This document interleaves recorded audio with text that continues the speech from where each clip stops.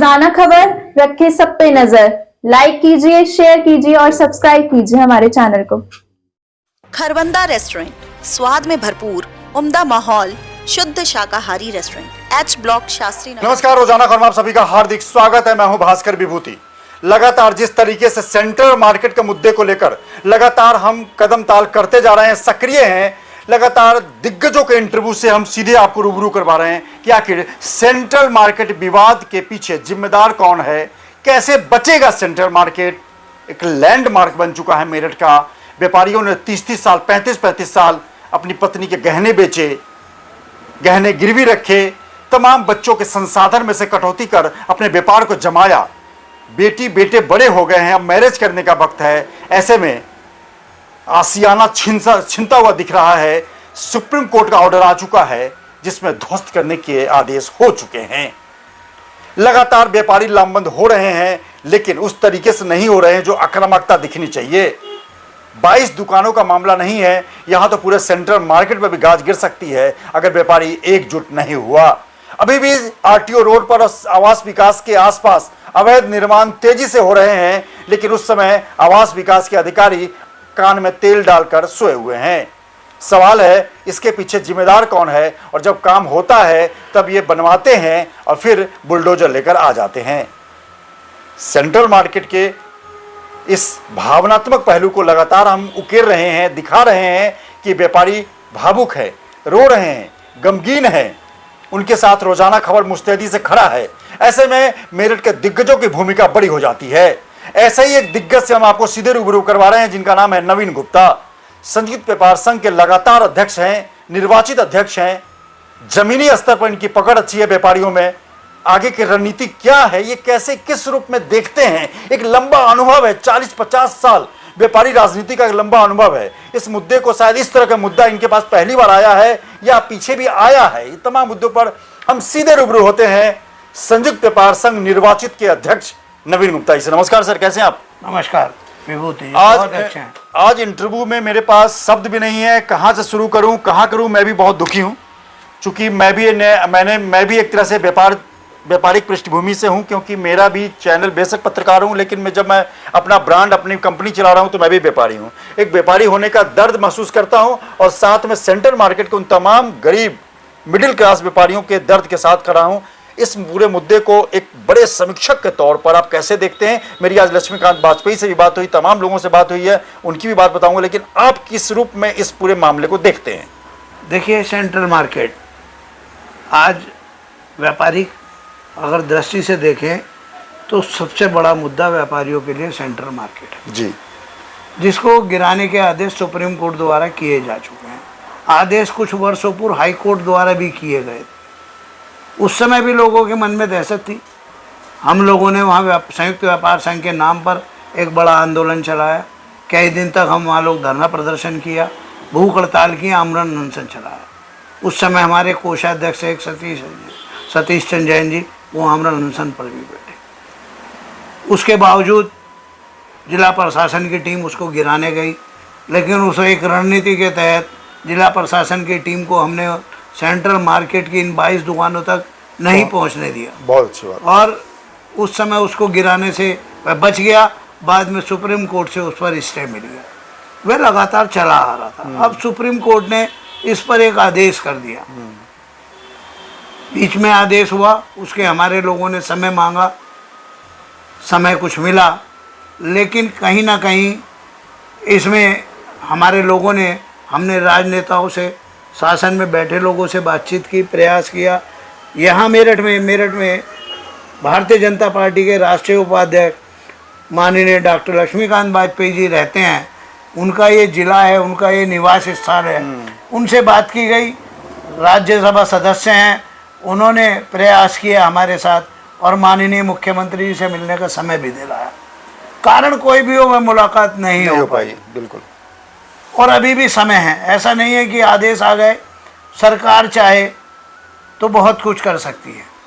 सरकार तो सरकार है, आदमी को मौत की सज़ा हो जाती है। सुप्रीम कोर्ट से भी वो जब उसके परिवार के लोग हार जाते हैं तो फिर भी एक कानून में एक व्यवस्था, एक शासन ने व्यवस्था दी, सरकारों ने व्यवस्था दी कि राष्ट्रपति के पास मर्सी अपील की जाती है। तो हम संयुक्त व्यापार संघ की ओर से राष्ट्रपति महोदय के पास अपनी मर्सी अपील भेज रहे हैं। हमारी मर्सी अपील कल परसों में राष्ट्रपति महोदय को मिल जाएगी। मुलाकात करने का भी प्रयास कर रहे हैं, लेकिन लिखित रूप से हम अपनी मर्सी अपील भेज रहे हैं। लोगों को लगता हो केवल 22 दुकानें गिर जाएंगी, 22 दुकानें नहीं गिरेंगी, ये 22 परिवार के लोगों का मरना हो बहुत, और जो स्टाफ हैं उनके साथ उनके जो कर्मचारी हैं बहुत उनका मरना होगा। देखिए, किसी व्यक्ति की मौत हो जाती है तो परिवार के लोग 1 दिन रोते हैं, 2 दिन रोते हैं, 13वीं के बाद रिश्तेदारों का आना जाना बंद हो जाता है। लेकिन जिसका परिवार व्यापार छिनता है वह हमेशा जिंदगी भर रोता है। तो आज 22 लोगों का व्यापार छीनने की स्थिति में है और हमारा प्रयास होगा, उसमें डॉक्टर लक्ष्मीकांत वाजपेयी जी भी हों, मेरठ के विधायक हो, मंत्री भी हैं, उन सबसे हम वार्ता कर रहे हैं, प्रयास कर रहे हैं कि माननीय मुख्यमंत्री तक हमें मिलवाने का काम करो। लक्ष्मीकांत जी से हम प्रयास कर रहे हैं कि हमारा प्रतिनिधिमंडल अब राष्ट्रपति और प्रधानमंत्री से मिलने की ज़रूरत है, हमारी मर्सी अपील को वहाँ तक पहुँचवाने का काम करें, ताकि हम सुप्रीम कोर्ट के उस आदेश पर अपनी बात रखकर उन व्यापारियों के लिए रियायत मांग सकें। रियायत केवल 22 लोगों के लिए नहीं है, एक नजीर ना बने, एक नजीर ना बने। कारण क्या है, आज सुप्रीम कोर्ट ने 22 लोगों के गिराने का आधार बन जाएगा। उसके कारण से आज पूरे सेंट्रल मार्केट में, सेंट्रल शास्त्री नगर के सेंट्रल मार्केट के सारे व्यापारी दहशत में हैं। जागृति विहार शास्त्री नगर से सटा इलाका है, उसके व्यापारी दहशत में हैं। माधवपुरम आवास विकास ने डेवलप किया है, वहाँ के व्यापारी दहशत में हैं। और कोई एक आदेश आता है तो उस आदेश की आड़ में सरकारी अधिकारी लूट खसोट करने लगते हैं। उसी आदेश की आड़ में अनेकों व्यापारियों को, हजारों व्यापारियों को आवास विकास ने अवैध निर्माण के नोटिस दे दिए। मैं कहना नहीं चाहता, जागती बिहार में चस्पा कर दिए, मैं कहना नहीं चाहता, क्योंकि मैं व्यापारी प्रतिनिधि हूँ। मेरे लिए तो जो भी अपना निर्माण कर रहा है वो वैध कर रहा है, अवैध नहीं कर रहा, क्योंकि निर्माण करेगा, व्यापार चलाएगा, अपने यहाँ कर्मचारी रखेगा, सरकार को टैक्स भी देगा, सरकार को राजस्व देगा, कर्मचारियों को वेतन देगा, अपने भी परिवार के लिए कुछ प्राप्त करेगा और कर्मचारियों को भी उनके परिवार को भरण पोषण करने का मौका देगा। तो इसलिए मैं उसे अवैध नहीं मानता, मैं तो वैध मानता हूँ। ये वैध काम व्यापारी ने किए हैं और आज भी कर रहे हैं, लेकिन सरकारी अधिकारी इसकी आड़ में, और मुझे तो कहना नहीं चाहिए, आवास विकास मेरठ में जो अधिकारी हैं, मैं कभी सांप्रदायिकता के आधार पर बात नहीं करता, धर्म विशेष के आधार पर बात नहीं करता, जो शास्त्री नगर के अधिकारी हैं, मैं समझता हूँ जो इस मेरठ में आवास विकास को देख रहे हैं, और अगर सबसे ज़्यादा चर्चा आती है तो एक उस धर्म विशेष के उस अधिकारी की आती है, नोटिस देने के नाम पे, अवैध निर्माण कराने के नाम पे और पैसा वसूली के नाम पे। तो उसकी ऐसे मेरठ जैसे शहर में आवश्यकता क्यों? लगातार जनप्रतिनिधि और योगी सरकार, ज़्यादातर व्यापारी मेरठ के योगी सरकार को और भाजपा को समर्थन देने वाले हैं। ऐसे में सवाल उठता है कि इतना बड़ा एक तरह से व्यापारियों के लिए पड़ले जैसा है, व्यापारियों के लिए आफत जैसा है, विपत्ति जैसी है, ऐसे में जनप्रतिनिधि तमाम लोग क्या आवास विकास उस अधिकारी पर नज़र नहीं रख रहे हैं, या उस पर कोई बात नहीं कर रहे हैं, या व्यापारियों की बात को जनप्रतिनिधि अनसुना करेंगे? वो जनप्रतिनिधि ही मुख्यमंत्री होते हैं, जनप्रतिनिधि ही प्रधानमंत्री होते हैं। क्या मेरठ के जनप्रतिनिधि चाहे तो रात ओवरनाइट मुख्यमंत्री से मीटिंग करा सकते? कई लोग गए भी हैं मीटिंग करने। मैं बिल्कुल सहमत हूँ आपकी बात से विभूति जी। मैं कहना चाहता हूँ कि जो मेरठ के MP MLA हैं वह प्रयास कर रहे हैं, उनके प्रयासों में ईमानदारी है, मुझे जितनी जानकारी है, लेकिन अभी प्रयास सफल नहीं हुए। जब सफलता मिलती है तो उसको सफलता के साथ कहा जाता है कि ये प्रयास सफल हुआ और प्रयास हुआ। मेरी आपके माध्यम से भी बार बार अपने MP MLA और राज्य मंत्री जी से अनुरोध है, राज्यसभा सांसद से, कि आज मेरठ अगर आपने बचा लिया तो आप मेरठ नहीं बचाएंगे, पूरे हिंदुस्तान के व्यापारियों को बचाने का काम। बिल्कुल। मेरठ दक्षिण के जो विधायक हैं और सेंट्रल मार्केट भी जिसमें आता है, डॉक्टर सोमेंद्र तोमर प्रदेश में मंत्री भी हैं, तो मंत्री प्रोटोकॉल के तहत अगर चाहें तो 24 घंटे 48 घंटे में इन पीड़ित व्यापारियों को या समुद्र व्यापार संघ के अध्यक्ष को मिलवा सकते हैं। क्या उन तक बात नहीं पहुंच रही है, या बात ही नहीं हो पा रही है उनसे? क्योंकि मुख्यमंत्री से मिलना कोई ऐसी बड़ी बात नहीं है। नहीं, उन तक बात तो पहुंची हुई है, तो सब जान रहे हैं, तो मुख्यमंत्री से क्यों नहीं बात? लेकिन कहीं ना कहीं कम्युनिकेशन गैप है। भाई मुख्यमंत्री तो बैठे हैं मिलने के लिए, मुख्यमंत्री जी बैठे हैं, बैठे मिलने के लिए, अभी दिल्ली साहब जाके मिल रहे हमारे 2 दिन पहले मेरठ महानगर के भाजपा के अध्यक्ष मिल गया है, तो बड़े आराम से तो मिल गया। आज मुख्यमंत्री भी मुख्यमंत्री के पोर्टल से कई लोगों के जारी हुए हैं। मुख्यमंत्री तो मिलने के लिए तैयार है, सबकी सुनने के लिए तैयार चलो है। मैं मानता हूँ विधायक और सांसद नहीं पहल करें, लेकिन मंत्री तो डायरेक्ट कैबिनेट का हिस्सा होता मेरा है। आपके माध्यम से उनसे यही कहना है, मंत्री जी से, आदरणीय मंत्री जी से, कि कोई उनके पास आए ना आए, जिस क्षेत्र का वो प्रतिनिधित्व करते हैं वह उनका सेंट्रल मार्केट उनके क्षेत्र में आता है, और मंत्री हैं उत्तर मेरठ का प्रदेश लैंडमार्क सरकार। है, मेरठ का आन शान और है। सही मायने में आज अगर मेरठ में सबसे ज्यादा चलने वाला कोई मार्केट है तो सेंट्रल मार्केट है। आज उनकी आवश्यकता है, उन्होंने पहले भी, मुझे याद है उन्होंने मदद की थी, पहले भी मदद की थी, और मैं चाहता हूं कि आज फिर वह मदद करें। कहीं कुछ कम्युनिकेशन गैप है, कहीं कुछ अंतर है बातों में, तो उसको भूल जाएं। किसी ने कुछ कह दिया तो उसको भी अपने मन से निकाल दें। और वह एक मंत्री हैं, वहाँ से विधायक बने, अभिभावक के तौर वो पे हमारे पिता तुल्य हैं, इसीलिए उनको व्यापारियों के पिता तुल्य होते हुए, पिता जब बच्चों पर विपत्ति आती है तो वो ये नहीं देखते कि इस बच्चे ने मेरी बात सुनी थी या नहीं सुनी थी, वह अपना कर्तव्य निभाते हुए पिता सारे बच्चों की रक्षा करने का काम करता है। आज उनकी सबसे बड़ी जिम्मेवारी है कि वे आगे बढ़ें और सेंट्रल मार्केट के व्यापारियों के लिए मुख्यमंत्री जी से मिलवाने का काम, और तुरंत कोई ऐसा आदेश कराएं जिससे सुप्रीम कोर्ट के इस आदेश पर कोई त्वरित राहत मिल सके। हाँ, क्योंकि सरकार विधायिका है और कानूनी पक्ष को लेकर सरकार बहुत सारे बिल ला सकती है, बहुत सारी चीज़ें कर सकती है। एक सवाल और कि मेरी अभी डॉक्टर लक्ष्मीकांत वाजपेयी से 2 घंटे पहले बात हुई है और रांची से बनारस आ चुके हैं, कल तक मेरठ आ जाएंगे। तो क्या टेलीफोनिक कन्वर्सेशन करके, और वो भी टेलीफोनिक कन्वर्सेशन करके मुख्यमंत्री से मिलने की बात कर लें? वो वहाँ से पहुँचे लखनऊ, यहाँ से आप लोग पहुँचे, वहाँ से पहुँचे, ऐसा कुछ नहीं रास्ता निकल सकता? देखिए उनके पास बड़ी जिम्मेवारी है और उनको किसी काम से भेजा गया है, भारतीय जनता पार्टी ने उनको किसी काम से ही वहाँ भेजा है। मैं उनका कार्यक्रम वापस मेरठ आने का लगा है, आपसे जानकारी कल आ जाएंगे, कल वे आ जाएंगे। तो मैं कल उनसे अपने व्यापारियों को लेकर सब लोग उनसे मिलने का प्रयास करूँगा और उनसे मिलकर उनसे बात करके प्रयास करूँगा। रात को ही रणनीति बना लीजिए कि वो जो है हमें दिल्ली में राष्ट्रपति महोदया से मिलवाने का समय, प्रधानमंत्री महोदय से मिलवाने का समय, और उससे पहले प्रदेश के मुख्यमंत्री जी से मिलवाने का समय दिलवाने का प्रयास करें और हमारे साथ चलें। और मेरठ को मैं बार बार कह रहा हूँ, मेरठ नहीं पूरे हिंदुस्तान के व्यापारियों का सुरक्षा कवच होगा। क्योंकि जिन अधिकारी, अगर कोई भी किसी तरीके से कोई दिक्कत करा तो उसकी भी बात जनप्रतिनिधियों तक पहुंचनी चाहिए, लगातार जो भी अधिकारी हैं। बस चलते चलते एक सवाल और, क्या आपको इसमें अब कानूनी कोई पक्ष तो नहीं दिखता ना? कानूनी मुझे नहीं लगता, नहीं लगता ना, वही से बात होनी चाहिए। कोई पक्ष लगता नहीं। जैसे अभी आज भी छपाई के ऊपर रिव्यू किया गया है, तो उसने पहले आदेश में कहते थे कि लेकिन एक तरफ सुप्रीम कोर्ट का आदेश, तो वो कानूनी पहले वाले एडवोकेट से बात करेंगे, लेकिन मुझे नहीं लगता, सही बात, मुझे नहीं लगता है कि कोई कुछ उसमें राहत मिल सकती है। राहत हमें सरकार से मिल सकती है, विधायिका से मिल सकती है, तो हम उसी राहत को लेने का प्रयास करेंगे। बिल्कुल। एक अभिभावक हैं नवीन गुप्ता जी, लगातार 40-50 सालों तक व्यापारियों के नब्ज को टटोलने का, बचाने का, संभालने का एक पिता की भूमिका में है।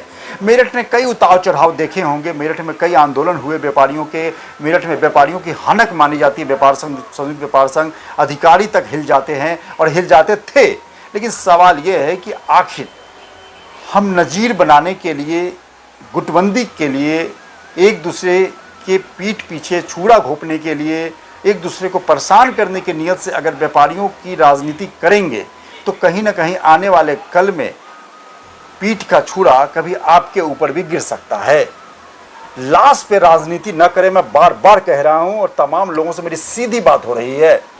अगर किसी व्यक्ति के समय विपत्ति और आपदा आई है तो उस आपदा को किसी तरीके से संभाल कर उन्हें मदद करने का काम करें, क्योंकि अगर सेंट्रल मार्केट उजड़ गया तो मेरठ की एक बहुत बड़ी अस्मिता, आन बान शान और लैंडमार्क पर बहुत बड़ा धब्बा लग जाएगा। पर चलते एक सवाल और, क्या आपकी सेंट्रल मार्केट के किशोर वाधवा तमाम लोगों की कोई अभी 24 घंटे के अंदर कोई बैठक हुई है? कोई मेरी टेलीफोनिक बातचीत हुई है किशोर वाधवा जी से, लगातार मेरे संपर्क में है, मैं उनके संपर्क में हूँ और मैं भी प्रयास कर रहा हूँ, बार बार मैं कह रहा हूँ कि लक्ष्मीकांत जी आ जाएं, हमें भी उनका इंतजार है, और सोमेंद्र तोमर जी।